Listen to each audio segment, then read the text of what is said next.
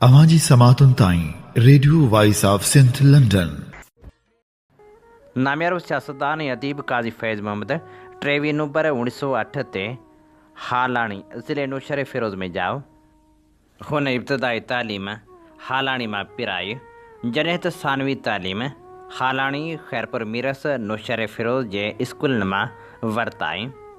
1929 में हुन matric pass कई। 1935 धारे BSc ऐं 1940 में LLB पास करे वकालत शुरू कयाई।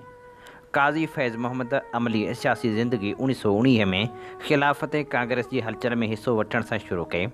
1928 ईस्वी धारे जॾहिं साइमन कमीशन जे मेंबर गाॾी मां पड ईदन स्टेशन खां लंघिया थे त हुन ॿियनि शागिर्दनि सां गॾु वञी स्टेशन ते साइमन गो बैंक जा नारा हया हुआ। 1922 धारे काज़ी साहिब खैरपुर हाई स्कूल में पढ़ण वेठो। उन वक़्त में अलामा आया काज़ी खैरपुर रियासत में सीशन जज हो, जंहिंजी बाबरकत सोबत खां मुस्तफ़ीज़ थियो। 1933 में जॾहिं कराची कॉलेज में पढ़ंदो हो त ख़ाकसार तहरीक में शामिल थियो ऐं 1942 में जॾहिं बंगाल में ॾुकार पियो त काज़ी साहिब ख़ाकसार तहरीक तरफ़ां वॉलंटियर थी 2 महीननि जे लाइ बंगाल वियो। 1943 में मुस्लिम लीग में शामिल थियो। 1948 धारे हारी कमेटी में दाख़िल थियो। 1951 में खेसि सिंध हारी कमेटी जो सदर चूंडियो वियो। उन उहिदे ते हीअ 2 साल रहियो।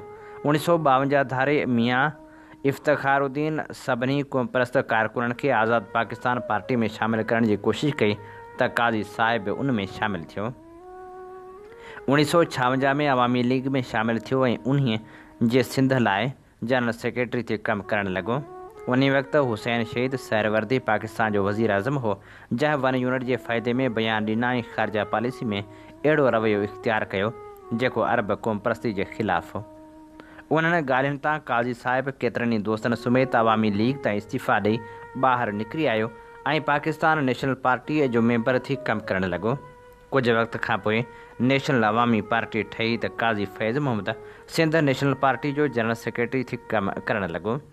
साॻे वक़्तु हुनजी हारियुनि सां हमदर्दी पिणु हली आई। अलाटी हारियुनि खां जॾहिं पाकिस्तान सरकार ज़मीन खसे मुहाजिर दावेदारनि खे ॾियण जो फ़ैसिलो कयो त काज़ी साहिब हुन ख़िलाफ़ हारियुनि जी जदोजहद हलाई ऐं मरण घड़ी ताईं बुख हड़ताल शुरू कयाई। उन तहरीक जो तफ़सीली ज़िक्र संस किताब हारी कमेटी ऐं अलाटी तहरीक में मिले थो। काज़ी फैज़ मोहम्मद 1965-66 में शेख मुजीब रहमान जी दावत ते संदसि 6 नुक़्तनि खां मुतासिर थी अवामी लीग में शामिल थियो ऐं खेसि अवामी लीग जो सीनियर नायब सदर चूंडियो वियो। 1970 वारनि चूंडनि में काज़ी साहिब नवाब शाह मां अवामी लीग जी टिकट ते क़ौमी असेंबली लाइ उमेदवार बीठो, पर मक़ामी सियासी रसाकशनि जे करे कामयाबु थी न सघियो।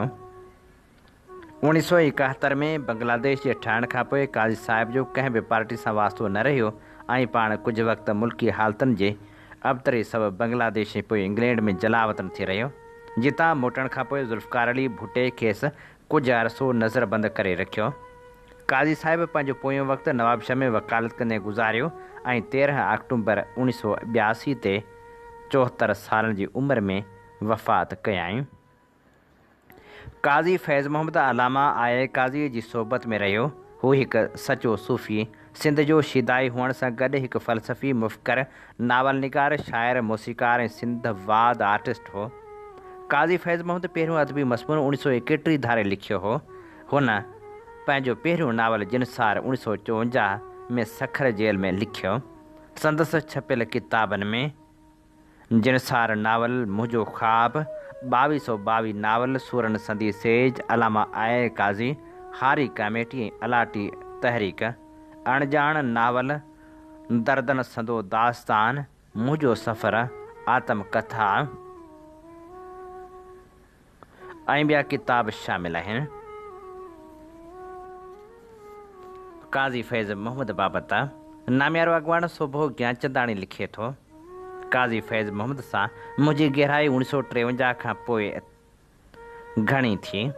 जेतोणीकि जेतिरे क़दुरु यादि थो पवे त वाक़फ़ियत शायदि 1945 में थी, जॾहिं मां शागिर्द यूनियन खे मुनज़म करण लाइ नवाब शाह वियो हुअसि ऐं पोइ डॉक्टर हासाराम HM ख़्वाजा जे घर में हिकु स्टडी सर्कल रखियो, जिते काज़ी साहिब बि मौजूदु हुयो। 1952 में जॾहिं मां सुप्रीम कोर्ट जे फ़ैसिले हेठि आज़ादु थियसि त मूंखे CID जे सरबराह अकबर मिर्ज़ा चिताव ॾिनो त कराची में न रह, न त तोखे वरी गिरफ़्तार कंदासूं। बाक़ी जेकॾहिं तूं हारियुनि में कमु कंदे त असांखे को एतिराज़ु कोन थींदो।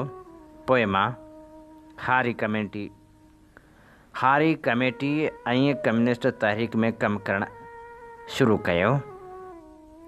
ताज मोहम्मद अबड़ो वकील उन वक़्तु लाड़काणे में हारियुनि में सरगर्म हो। संदसि जाइ हारियुनि ऐं कम्युनिस्ट वर्करनि लाइ अॾो हुई। मां जीअं ई साणुसि मिलियसि त चयाईं त हल सखर हलूं जो हारी कमेटी में तफ़रक़ो थी पियो आहे, जंहिंमें हैदर बख़्श ऐं ॿिया हिकु तरफ़ थी विया आहिनि त काज़ी फैज़ मोहम्मद ऐं शमसुद्दीन शाह, मौलवी नज़ीर हुसैन जतोई ऐं ॿिया ॿिए तरफ़।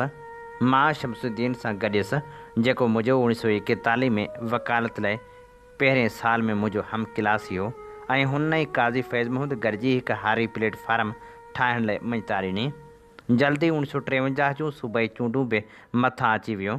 GM सैयद हारी कमेटी ऐं काज़ी साहिब वारी हारी पार्टी ऐं कम्युनिस्टनि गॾिजी हिकु मुतहदा मुहाज़ ठाहियो, जंहिं तरफ़ां 43 उमेदवार बीहारिया विया ऐं उन्हनि उमेदवारनि में काज़ी फैज़ मोहम्मद बि बीठो ऐं मां वरी अक़लियतनि तरफ़ां बीठुसि। उन इलेक्शन में बि काज़ी साहिब मुंहिंजे लाइ नवाबशाह ऐं सागड़ ज़िले मां ॾाढी जाखोड़ कई। इलेक्शन बाद असां कम्युनिस्ट घणे भाङे हारी कमेटी ऐं मुतहदा मुहाज़ में गॾिजी कमु कंदा रहियासीं ऐं सिंध जी पार्टी ऑर्गेनाइज़र जी हैसियत में मुंहिंजो घणो अचणु वञणु नवाबशाह ऐं ॿियनि ज़िलनि में थियो, जिते मां नवाबशाह में काज़ी साहिब जे घर में ऐं सखर में शमसुद्दीन जे घर में रहंदो हुअसि। काज़ी साहिब जा ॿार मुंहिंजे लाइ हर शइ घर जे मथे हिसे में पहुचाईंदा हुआ ऐं वक़्त ते स्टडी सर्कल बि संदसि घर मथां कंदो हुअसि। काज़ी फैज़ मोहम्मद हिकु गैर तअसुब ऐं ईमानदार ऐं इंतिहाई जज़्बाती शख़्स हो। हुन पंहिंजी शुरूआति शायदि ख़ाकसार तहरीक खां कई हुई ऐं शमसुद्दीन शाह पिणु उन तहरीक मां आयो हो।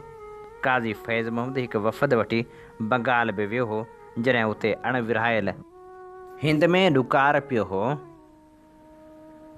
काज़ी साहिब सरापा इख़लास ऐं मुहबत ऐं सच जो मुजस्सम हो ऐं सारी उमिरि उन्ही कम लाइ हड़ा ख़र्च कंदो रहियो। सिर जी सटी ॾिनाई। साणुसि पोइ मुलाक़ात कराची में हाई कोर्ट जे विरांडे में थी हुई ऐं ॿुधायईं त संदसि सिहत ठीकु कान थी रहे ऐं कुझु वक़्त बाद गुज़ारे वियो।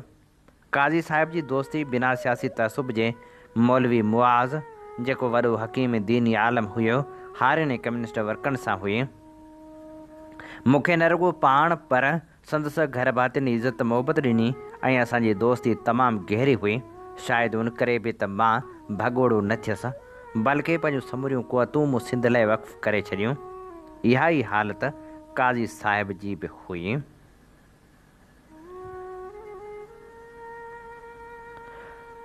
काज़ी फैज़ मोहम्मद खे भेटा पेश कंदे डॉक्टर नबी बख़्श बलोच लिखियो, निहायत शरीफ़, हर दिल अज़ीज़, बुलंद इख़लाक़, आऊं वारे ख़्याल खां आजो,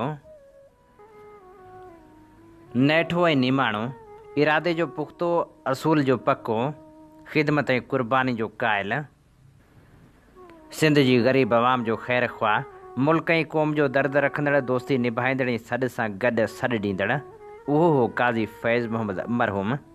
मुंहिंजी साणुसि मुहबत हुई ऐं संदसि मूं ते शफ़क़त। काज़ी फैज़ मोहम्मद मूं लाइ हिकु मुशफ़िक़, महिरबान ऐं वॾे भाउ वांगुरु हो। मूं खेसि शायदि पहिरियों भेरो तॾहिं ॾिठो जॾहिं नौशर फ़िरोज़ मदरसे में 1929 ऐं 31 में हू मोहतरमा अब्दुर्रहीम खे मिलणु ईंदो हो, जेको उन वक़्तु 6 ऐं 7 दर्जे अंग्रेज़ी जो शागिर्दु हो। आउं पहिरियों ऐं ॿियो पढ़ंदो हुअसि। मोहतरमा अब्दुर्रहीम मेमण जी ज़हानत, जुरत ऐं ख़ुशतबी वारनि ख़ूबियुनि सबबि आउं खेसि पंहिंजो अॻवान करे सम्झंदो ऐं वटसि वञी रहंदो ऐं सिखंदो हुअसि। उते काज़ी साहिब हिकु ॿ दफ़ा आयो ऐं मूंखे मुहबत ऐं शफ़क़त सां मिलियो। उन बाद विचां के साल पइजी विया।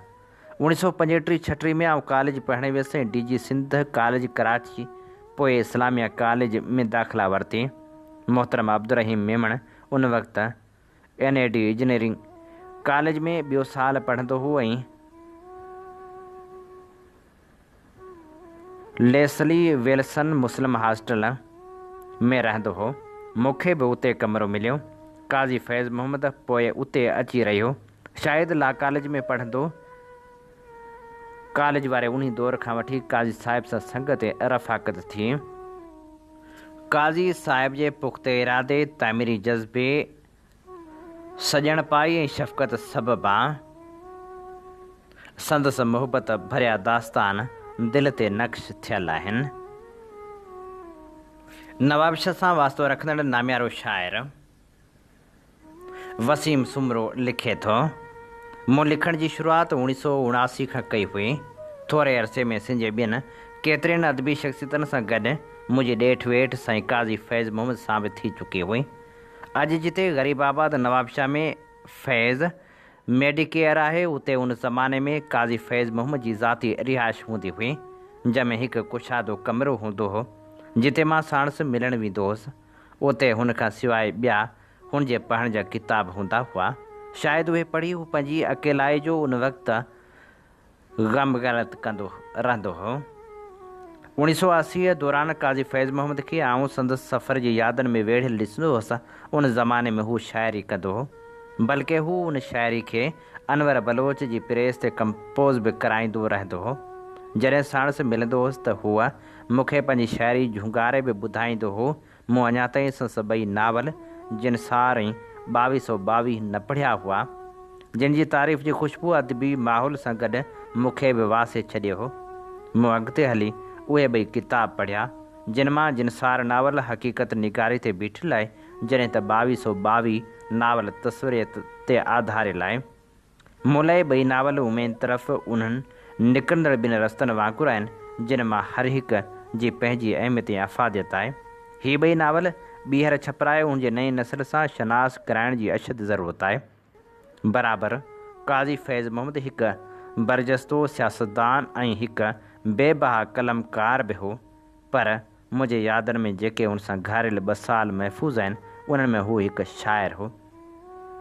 मूंखे इहा ख़बर नाहे त संदसि शाइरी जो छपायल उहे 2 बंदियूं महफ़ूज़ बि आहिनि या न, जिन मां केतिरी शाइरी हू झुंगारींदो रहंदो हो, जंहिंमें तेज़ तूफ़ान बजाए हवा जा हल्का झूटा महसूस थींदा हुआ ऐं जंहिंमें सन्हे में सन्हे दर्द जी वंदड़ सीर बि हूंदी हुई।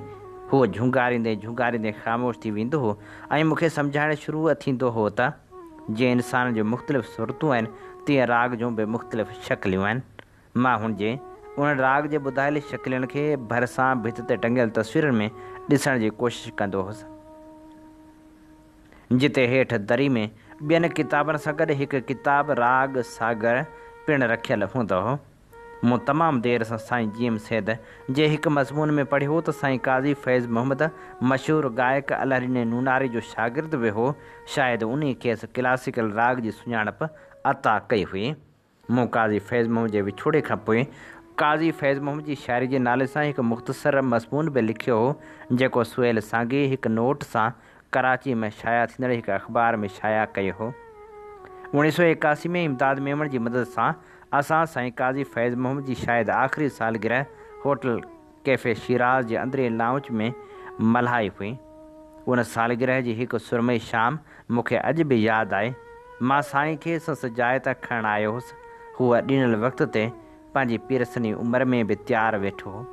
असीं हिकु बगी ते सवार थी कचहरी रोड ते वाक़े कैफ़े शिराज़ ते पहुता हुआसीं ऐं हेसि ताईं काज़ी साहिबु न थिए लथो, जेसि ताईं मूं पंहिंजो ज़िद ख़तमु न कयो त ठीकु आहे साईं, किरायो अव्हां ई ॾियो। उहा मेणबतियुनि जी रोशनी में ओझल साँझ ॼण मुंहिंजे ज़हन में हिन वक़्तु बि रोशन आहे, जंहिंमें हुन पंहिंजी सालगिरह जो केक काटियो हो। पोइ जल्द 1982 में काज़ी फैज़ मोहम्मद, जेको सिंध ऐं हिंद जो हिकु वॾो सूफ़ी मनशी इंसानु हो, असां खां जिस्मानी तौरु जुदा थी वियो। उन वक़्तु थी सघे थो असांखे अखियुनि जे उन्हनि लुड़कनि जी अहमियत जी बि ख़बर न हुजे, जेके बेसाख़्ता असांजे अखियुनि मां वही हुनजे विछोड़े जो नोहो बणिजी विया हुआ।